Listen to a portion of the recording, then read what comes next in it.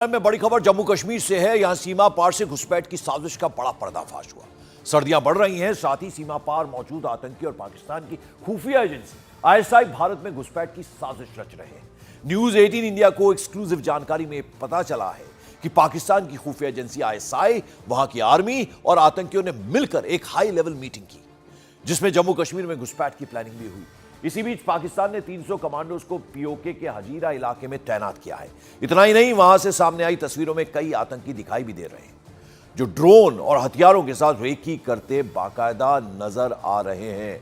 तो घुसपैठ की साजिश को एक तरह से नाकाम किया। न्यूज 18 इंडिया के पास ये एक्सक्लूसिव जानकारी, आईएसआई ने आतंकियों के साथ मिलकर एक हाई लेवल मीटिंग की है और घाटी में जमकर बर्फबारी हो रही है और इसी सिचुएशन का पाकिस्तान और आतंकी फायदा उठाना चाहते हैं। न्यूज 18 इंडिया को मिली जानकारी, जो एक्सक्लूसिव जानकारी है, उसके मुताबिक आईएसआई आतंकवादी कमांडर और पाकिस्तान की आर्मी के सीनियर ऑफिसर्स ने मिलकर 15-16 दिसंबर के बीच पीओके में एक हाई लेवल मीटिंग की, जिसमें आतंकी रफीक नाई, सैफुल्लाह और शमशीर नाई भी शामिल थे। रफीक नाई पुंछ का रहने वाला है और लंबे वक्त से वो पाकिस्तान में है।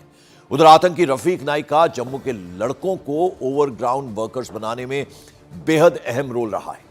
मीटिंग में ड्रोन के जरिए हथियारों को सीमा पर पहुंचाने की बाकायदा प्लानिंग की गई, जिसकी जिम्मेदारी आतंकियों के लॉन्चिंग कमांडर को दी गई। आईएसआई के फ्रंट फेस और बड़े आतंकी संगठनों को पैसा इकट्ठा करके कुवैत, सऊदी अरब और दुबई के रास्ते से भारत पहुंचाने की बाकायदा जिम्मेदारी दी गई।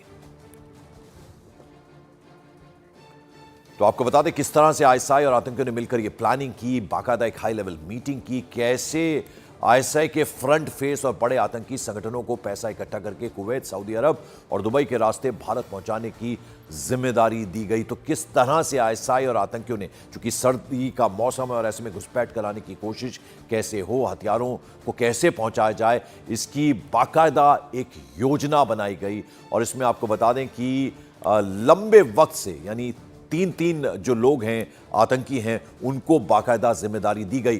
कोमल मेरी सहयोगी इस वक्त सीधे हमारे साथ जुड़ रही हैं। कोमल, एक बड़ी साजिश का पर्दाफाश हुआ, जरा बताइए क्या क्या इसमें, किस तरह से ये हाई लेवल मीटिंग हुई, कैसे जिम्मेदारी सौंपी गई घुसपैठ कराने की, और ये सब कुछ होता है जब सर्दी का मौसम होता है उस दौरान।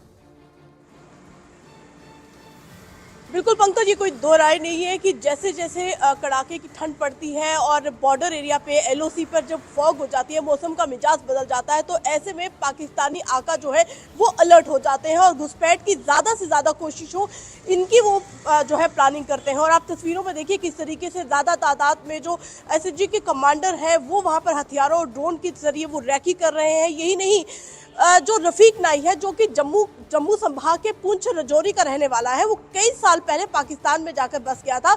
वहां से ही उसने जम्मू संभाग में कई युवाओं को ओजीडब्ल्यू बनाया। ओजीडब्ल्यू की संख्या को सोशल मीडिया के जरिए भी जो है वो बहकाने की कोशिश की, भड़काने की कोशिश की, और कई ज़्यादातर संख्या जो ओजीडब्ल्यू की बढ़ाई। अब ये जो मीटिंग हो रही है, ये आर्मी के जो कर्नल तैमूर है और मेजर है, उनसे मीटिंग हुई है और इनकी ये मीटिंग होना एक बड़ी साजिश है, जो ये तय कर रही है कि जैसे जैसे मौसम का मिजाज जम्मू संभाग में बदल रहा है, कैसे ज्यादा से ज्यादा तादाद में जो है घुसपैठ की कोशिश करनी है।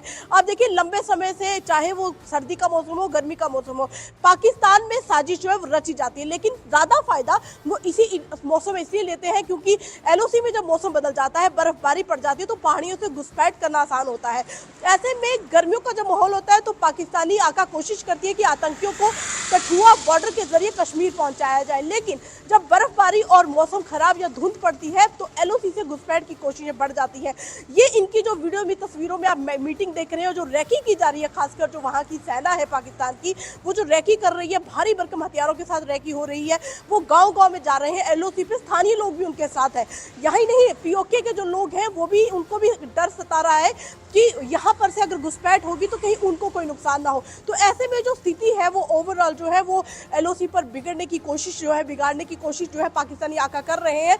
और ये जो कर्नल तैमूर है, इन्होंने जो मीटिंग की है, एक बहुत बड़ी साजिश के तहत ये बैठक हुई है और लगातार पिछले 21 दिन से ये बैठक चल रही है। लेकिन न्यूज 18 इंडिया के पास जब ये इनपुट मिला तो तस्वीरों और वीडियो के जरिए ये बताने की कोशिश हुई देश भर के उन तमाम लोगों को कि किस तरीके से पाकिस्तान अपनी नापाक साजिश रचता है और कैसे वो घुसपैठ की कोशिश कराता है, कैसे ओजीडब्ल्यू की संख्या को भी बढ़ाता है। जी पंकज, चलिए, बहुत